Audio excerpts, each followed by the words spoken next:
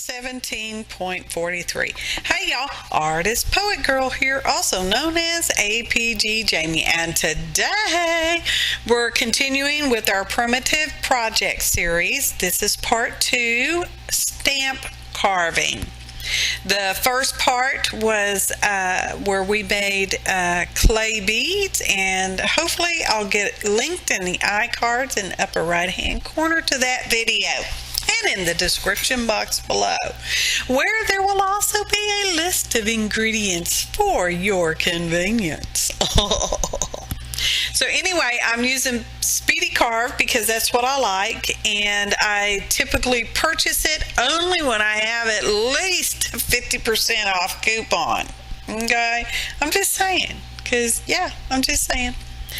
So there I'm using a craft knife. I'd already drawn my image because I kind of drew it out. I don't know what I was doing. I was at the art desk, and all of a sudden I thought, well, I think I'm just going to carve a stamp. So I drew out my image, and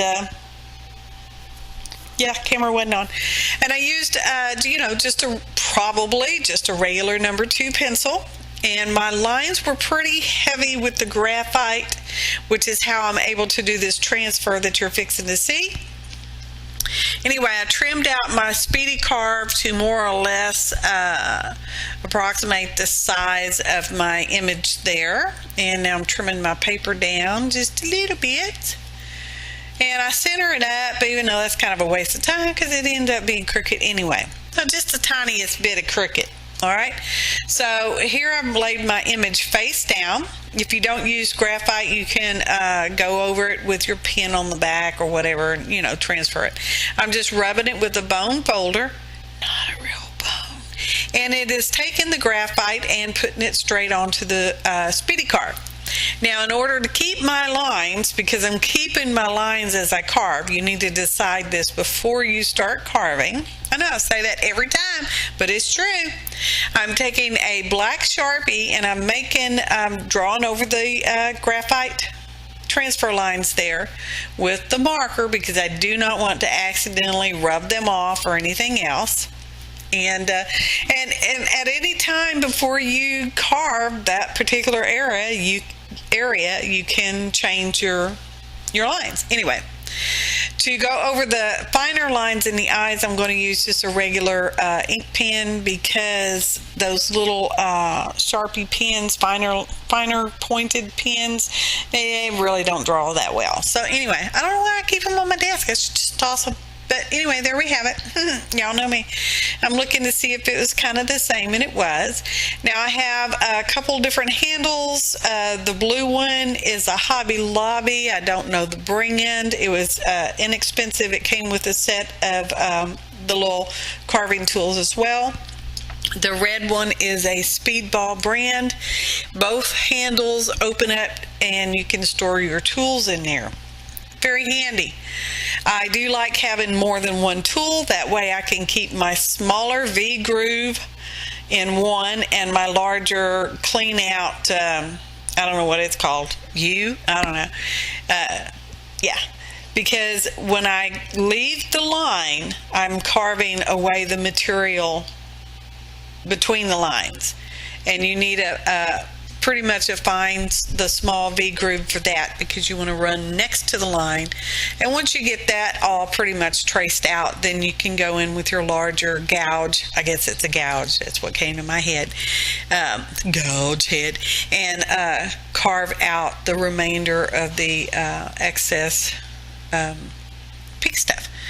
Now, I was going to say something else, and then I forgot when I said pink stuff. Those little gray cells in my mind. You just never know. So anyway, it is pretty much the same thing. Now, it did take me a little over an hour to carve this stamp. It is large as far as stamps go. It would have been way more faster if I'd had carved away the line. That just means you carve the line away and the rest of it stays. I prefer to end up with a line stamp. Okay? And pretty much it's just going to be the same thing. Here I'm using the gouge to trim away and get rid of the excess pink stuff there. There are different kinds of carving material. There's just all different kinds. You just need to find out which one you prefer and use that. Now, a friend of mine, she carves deeply. I really don't carve that deeply because I just don't need to. But she does, and that's the way she likes it, and that's okay. There's nothing wrong with that.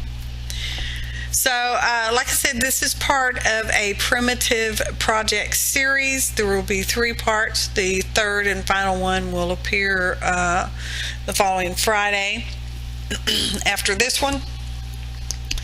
And I do upload on Fridays, 9 a.m. Central Time. That would be Texas time, y'all. And that's when I do it. I've not taken any time off. I've been, for the past year, not really, because I've been able to keep up, and hopefully, cross fingers, jump down, go to town boogie, it will stay that way. Not that I necessarily mind taking time off, because I don't. We all need some time away, don't we? But I do art pert near every day, pert near.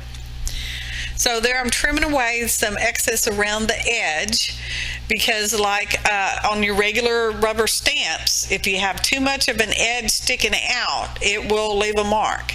And now it is finally time to test, because we have it all carved up. And like I said, it's a fairly large stamp. As you can see, it doesn't even fit on the big archival pad there. And this is our first test. So you can see where all the black ink is. That's pretty much where we're going to need to doctor it up. And that's pretty much where I screw up, okay? I get my stamp all pretty good, and as I'm trying to doctor it up, making it just a little bit better, I tend to carve out a line, scooch over a line, and put a cut in a line or something like that. So, but I'm taking my chances. And, my arm and elbow and hand and wrist and all that was pretty well tired after doing this for a little over an hour. I should have took a break. Maybe I shouldn't have made such a big stamp, but, that's just, in my finished project, that's what I needed. So, anyway, I am using that fairly stiff paintbrush to brush away the little bits of the carving material that sometimes sticks in there, because it will show a boogly woogly where you don't want it if it's accidentally in there, and that happens frequently when you're carving. So here's our second test, and this time I'm laying the paper on top of it. And I do like it pretty well. See, it come out pretty good, but yet I'm still going to goof with it. I'm still going to goof around with it. Watch this. Watch. Just sometimes I can't leave well enough alone. I don't know. How about you? Y'all ever had that problem? Please say yes. So anyway, it's just more of the same. And this is pretty much all you're going to get to see from the project this time. You can follow that link in the iCards above or in the description box below to go to the first video where I made the clay beads. And that one is also part of a video hop, in which case the hop will be there forever, so you can just follow that hop if you've not already done so. And it's just more of the same. Doctoring it around.